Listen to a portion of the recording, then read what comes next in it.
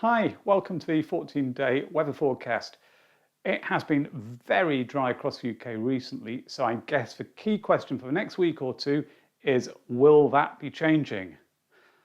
I'll begin by taking a look at the picture across Europe and the North Atlantic. This is at 12 GMT on Wednesday, the 21st of April, and we can see immediately there's a big area of high pressure there, keeping things mostly dry.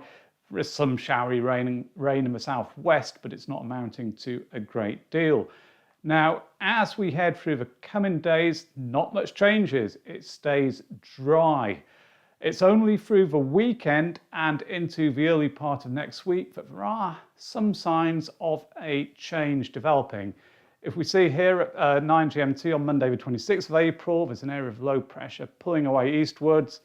And as it does so, much colder air from the north floods southwards and showery conditions develop in all parts of the country. In actual fact, if you look to the north, the white shading there indicates the possibility of some sleet or snow.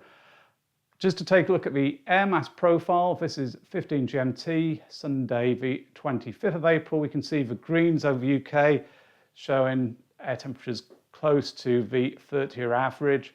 This is at about 1,500 metres above sea level. Now, if we jump forward to Wednesday the 28th, that colder air is moving southwards, shown by the blues, and the Arctic plunge is developing. What that means in terms of 2 metre temperatures, well, here we are at 18 GMT on Sunday the 25th, so effectively maximums on that particular day or thereabouts. We can see the oranges and yellows of much of the UK indicating 14, 15, 16, 17, perhaps a degree or so higher even. Pleasantly warm in sunny periods during the days is a message in the short term. If we take a look to Wednesday the 28th, as that cold air sweeps southwards, what we can then see is 2 metre temperatures are back down in single figures in the north, 6, 7, 8, 9 Celsius, a little bit higher in the south, 10, 11, 12 perhaps, but general trend is towards lower daytime temperatures. The nighttime profile is a little bit different.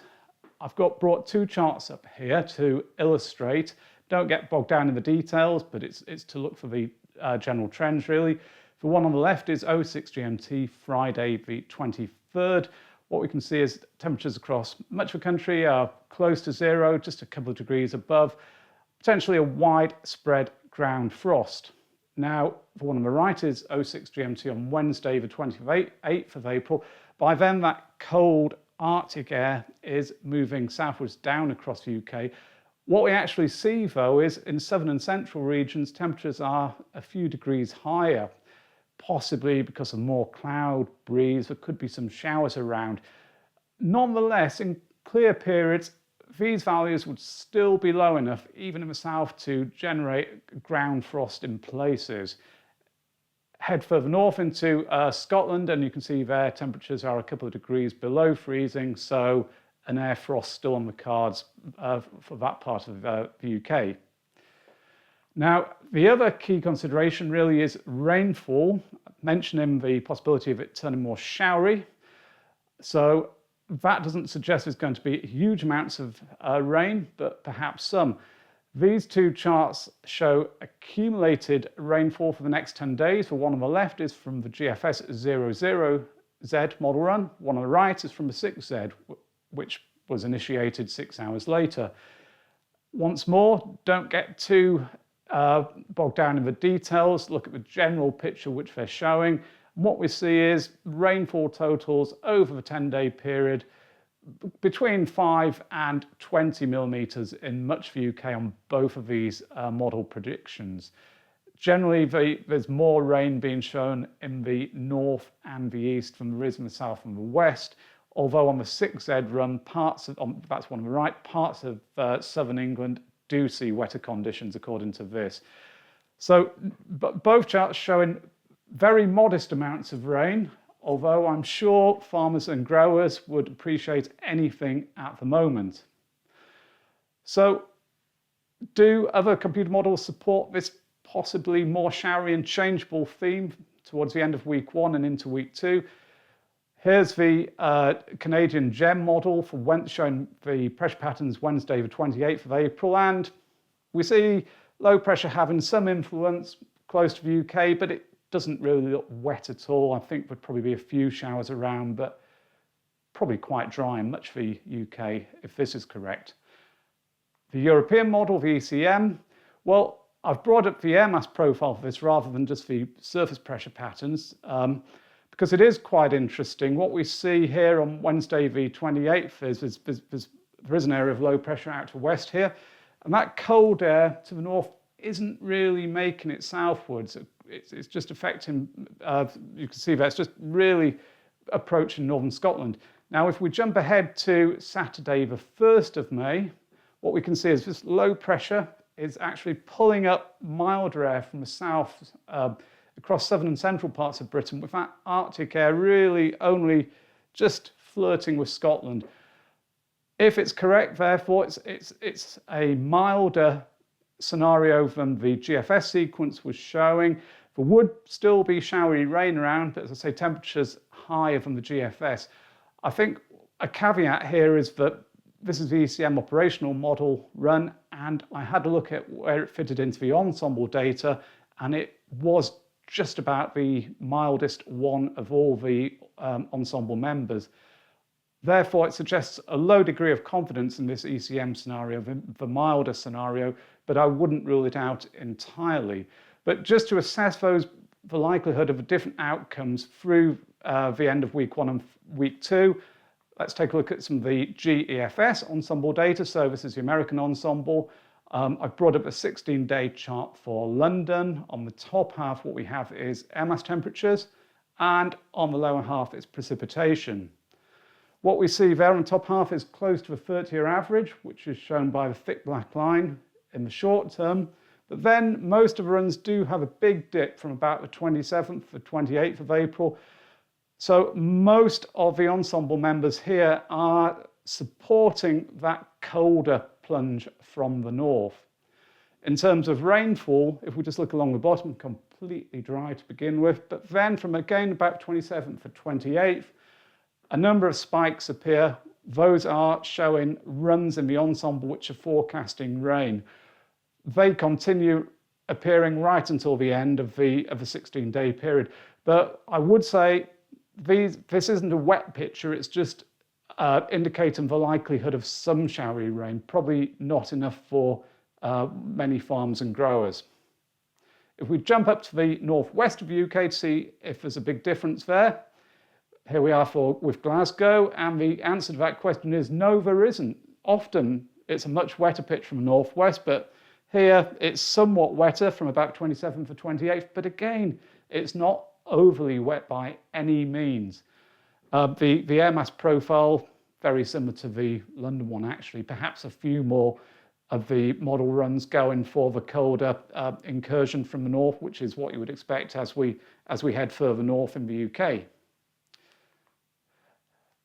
Surface pressure data table, I think this is quite instructive as well, because generally we'll be looking for lower pressure to suggest an increased risk of rainfall.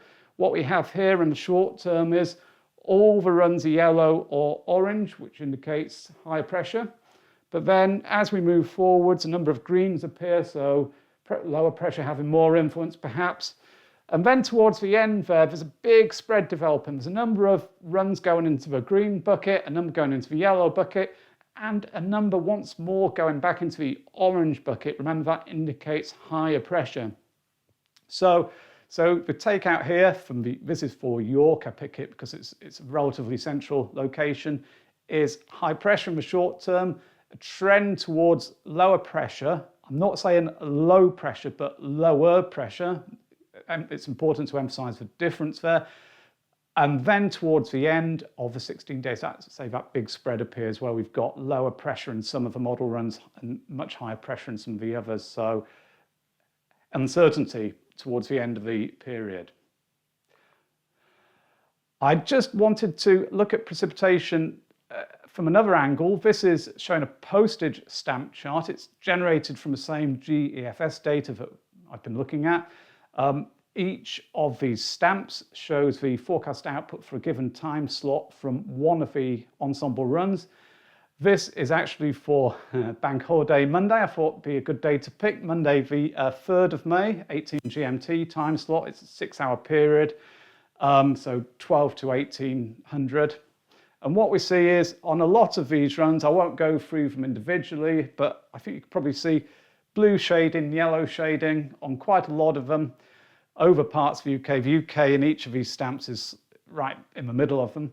So again, the message here is quite a number of these individual runs are forecasting rain to be falling in parts of the UK at this time.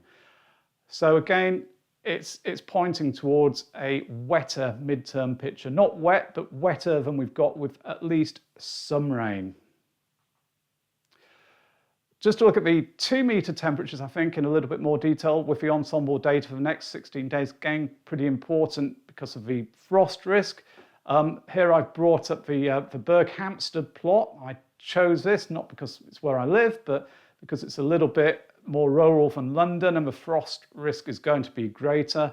And what we can see if we go through the next 16 days is the red spots are showing the forecast temperature from each model running the Ensemble for a given time.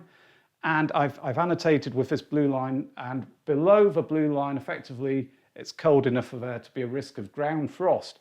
And what we can see is right through the 16-day period, quite a lot of the runs are taking temperatures down to values which could lead to ground frost. So even southern Britain isn't out of the woods yet based on this data.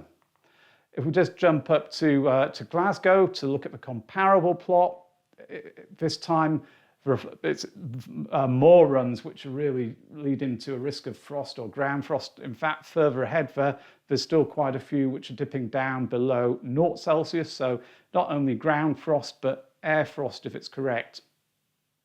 So still the potential for it to be quite cold all in all at times through the nights, and an ongoing risk of frost in much of the UK.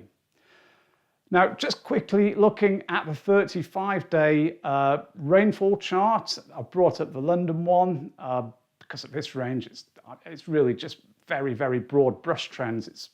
But what I wanted to highlight was you can see as we head through May, the red line, which is showing the mean rainfall forecast of all the Ensemble members, does increase to an extent, and it stays. It doesn't dip down back to 0. So it does suggest that we could be seeing wetter conditions through the first half of May than we have seen through much of April.